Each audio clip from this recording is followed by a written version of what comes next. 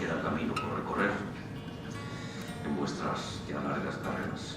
Sistema, pero la profesión es la que te conduce a vivir el derecho como solución, sabiendo que detrás de todo ello, la abogacía valenciana, y muchas gracias por... Procedo a ir llamando don Ernesto Blasco Martínez. Obvio, pero sí sois los más maduros.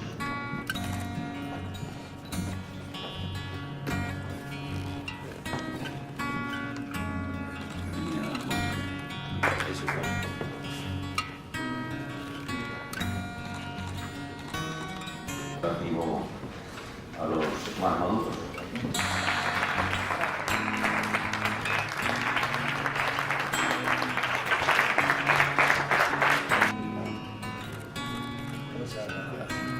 No en vano el que os habla es nieto de un exdecano de este colegio, que por cierto, y si no me equivoco, fue el primero en ser nombrado decano honorario perpetuo, y ser también hijo, padre...